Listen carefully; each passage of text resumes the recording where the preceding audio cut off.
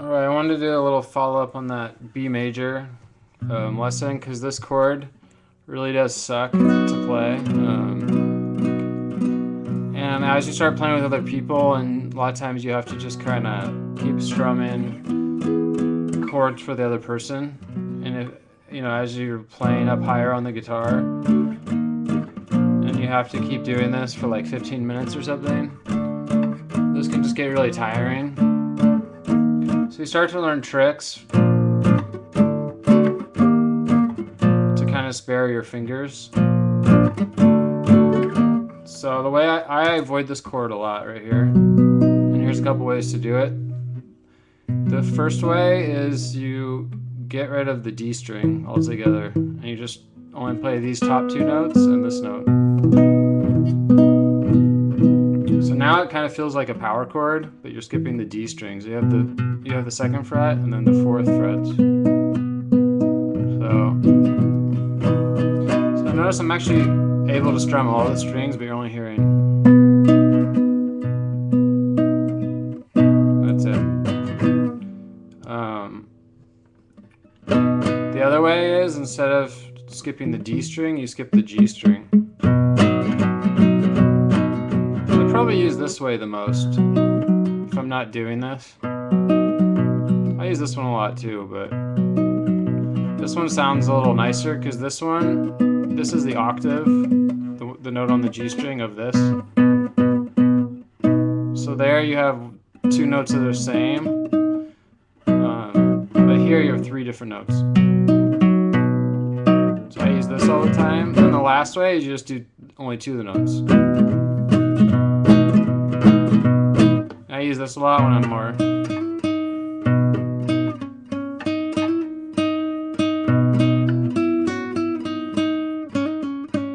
I use this one a ton also, but when I'm playing, I don't really consider this to always be a substitution for this, because this sort of sounds so much different. We only have two notes. I use that more when I want to make up a melody and have a bass note. So you have this chord, B major, or you can do it like this, or like this, or like this, or the other way that people do it all the time, especially on electric guitar, is you make sure you spot these three notes right here, and then you just do it with a single finger.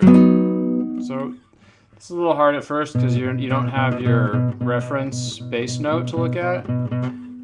But actually what people do is you still imagine that it's there, even though you're not touching it. And the reason why this is so useful is then you can start going to the right.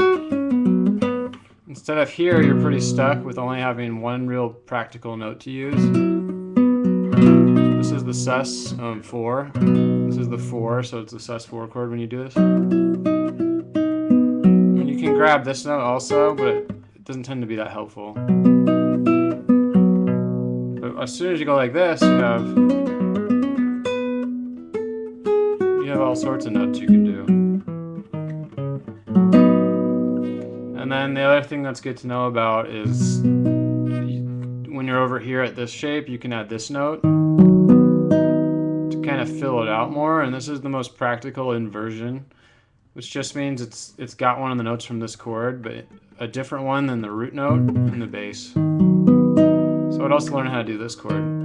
So you got B major, or you can do that, and you can add this note. And Jimi Hendrix uses this a lot in a lot of bluesier music. Actually, all kinds of music uses this.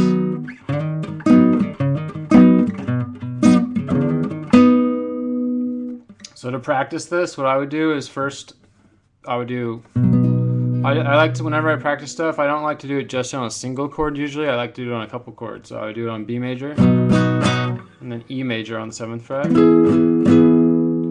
So I'd first just go like this, and I just do like 4 strums. So that's from the 2nd fret to the 7th fret. And then the next time I would do this shape, skipping the D. And then I would do this one, skipping G. You could do this one. This one. And you can do this one.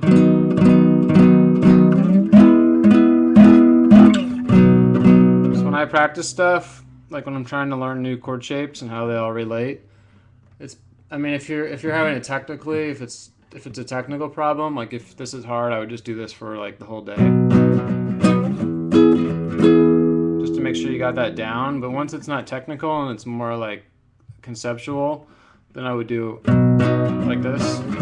Then I do the next one right away, and then the next one.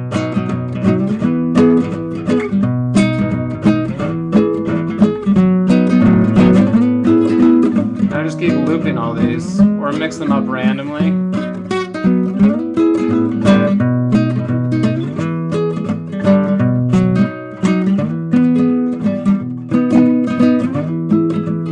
sometimes doing it random is really a good way to practice, because when you play with other people, a lot of it's just random, just kind of doing stuff off the top of your head.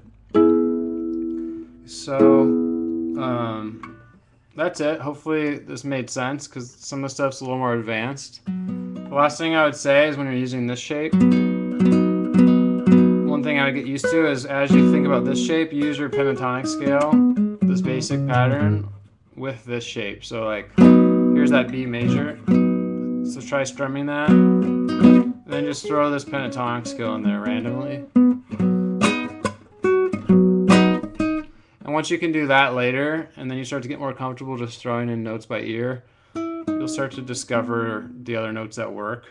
Or sometimes I'll just, if you want to make something dark, you can throw some of the notes in there that are a little weird. But this pentatonic scale will really take you a long way. Just